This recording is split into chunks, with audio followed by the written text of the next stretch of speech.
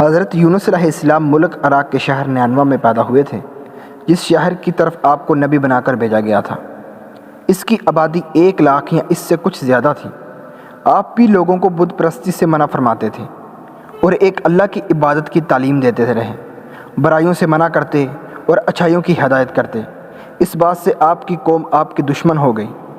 ہر قوم کی بار بار مخالفت سے تنگ آ کر آپ نے فرمایا کہ اب اللہ کا عذاب تم پر آ کر رہے گا، اور یہ کہہ کر دریا کی طرف چلے گئے۔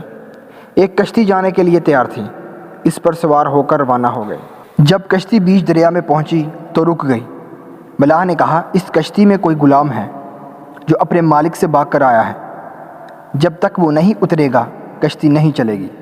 کوڑا ڈالا گیا تو آپ کا نام نکلا، لوگوں نے زبردستی آپ کو دریا میں پھینک دیا۔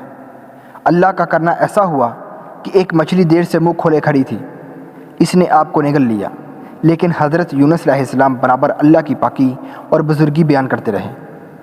اگر آپ اللہ کی پاکی اور بزرگی بیان کرنے والے نہ ہوتے تو قیامت تک مچھلی کے پیٹ میں رہتے، مگر اللہ تعالیٰ بے حد مہربان اور رحمت کرنے والے ہیں۔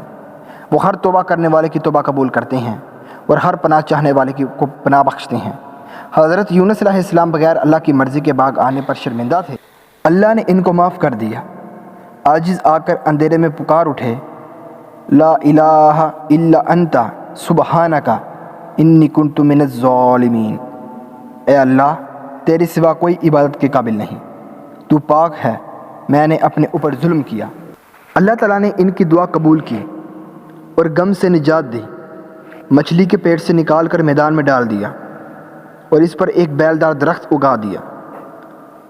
حضرت یونس علیہ السلام کی اپنی قوم سے روانہ ہونے کے بعد اللہ تعالیٰ نے ان پر ایک بڑا سخت عذاب بھیجا، لیکن جب قوم نے دیکھا کہ عذاب آ رہا ہے تو وہ سب جنگلوں میں آ کر اللہ سے استغفار کرنے اور توبہ کرنے لگے۔ اللہ تعالیٰ نے عذاب دور کر دیا۔ حضرت یونس علیہ السلام اچھے ہو کر دوبارہ قوم کے پاس آئے تو وہ ان کے انتظار میں تھے، چونکہ انہوں نے اپنی آنکھوں سے عذاب دیکھ لیا تھا، اس لیے سب کے سب ایمان لے آئے اور صدیوں تک امن و چین سے رہے۔ اس طرح اللہ کا وعدہ پورا کہ جو لوگ ایمان لائیں گے ان کو خوب رزق دوں گا اور برکتیں عطا کروں گا۔ چنانچہ قوم یونس علیہ السلام سے تمام عذاب اور تکالیف دور ہو گئیں جو حضرت یونس علیہ السلام کی بد دعا اور ناراضگی کی وجہ سے ان پر مسلط ہو گئی تھیں۔